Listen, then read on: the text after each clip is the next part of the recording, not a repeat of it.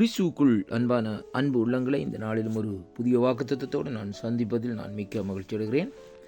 இந்த காலை வேளையிலும் 22ஆம் தேதி 2வது மாதம் 26வது ஆண்டு ஞாயிற்றுக்கிழமை இன்றைய நாளும் வேத தியானத்துக்கு எடுத்துக்கொண்ட பகுதி ஏசாயாவின் தீர்க்க தரிசன புஸ்தகம் 43வது அதிகாரம் 1வது வசனம்.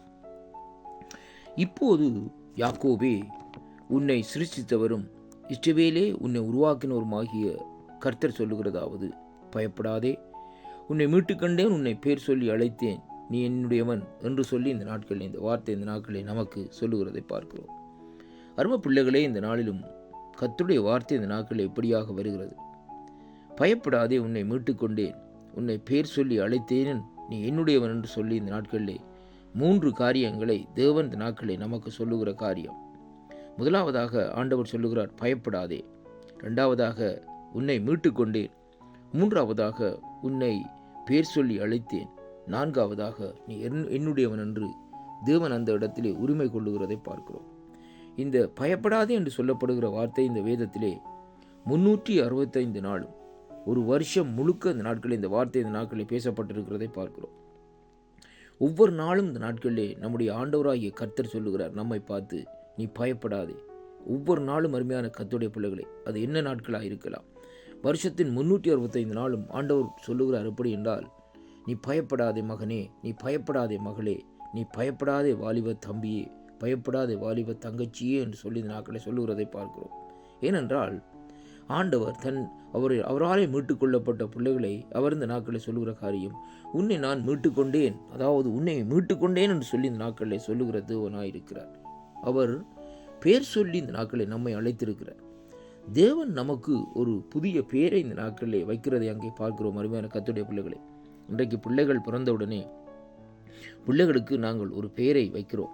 ஆனாலும் பாருங்கள், அந்த பிள்ளைகள் சிறு வயதிலே வளர்ந்துகிற வேளையிலே அந்த பிள்ளைகளுக்கு ஒரு செல்ல பெயரை வைத்து அழைத்து இந்த நாட்களை அந்த பிள்ளைகளை இந்த நாட்களை கூப்பிடுகிறோம். அருமையான கர்த்தருடைய பிள்ளைகளை, அதே விதமாகத்தான் நம்முடைய ஆண்டவரும் இந்த நாட்களில் நமக்கு ஒரு செல்ல பெயரை இந்த நாட்களில் வைத்திருக்கிறார். அருமையான கர்த்தருடைய பிள்ளைகளை, ஏனென்றால் வேதம் சொல்லுகிறது, நீ என்னுடையவன் என்று சொல்லி அவர் இந்த நாட்களை உரிமை கொள்ளுகிறார்.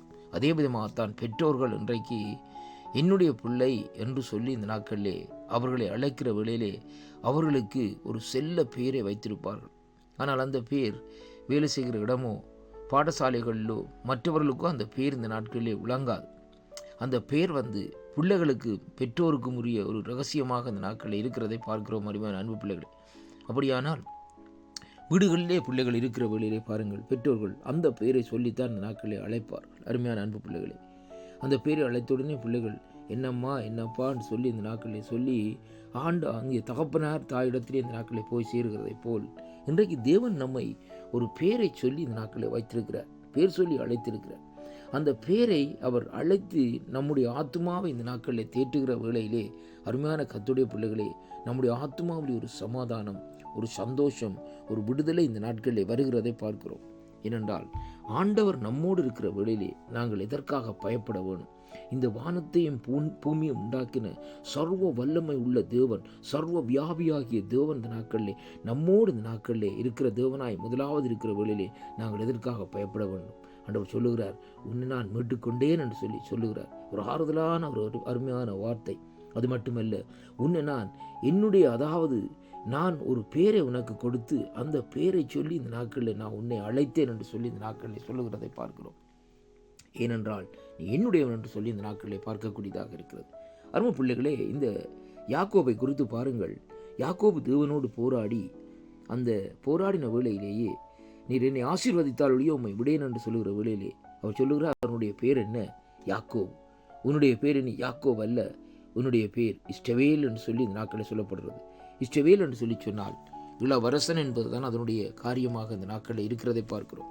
அதே விதமாகத்தான் தேவன் நம்மையும் அழைத்து நமக்கு ஒரு புதிய பேரை இந்த நாட்களிலே வைத்து இந்த நாட்களிலே நீ என்னுடையவன் என்று தன்னுடைய மார்பிலே கட்டி அணைத்து இந்த நாட்களிலே அவர் நமக்கு முத்தம் செய்கிறதை காணக்கூடியதாக, இதுதான் என் ஆண்டவராகிய இயேசு கிறிஸ்துவனுடைய மகிமையும் கனமும் வல்லமையுமா இந்த நாட்களிலே இருக்கிறது.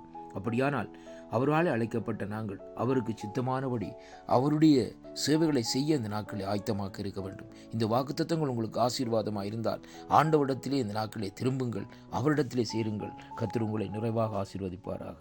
ஆம்.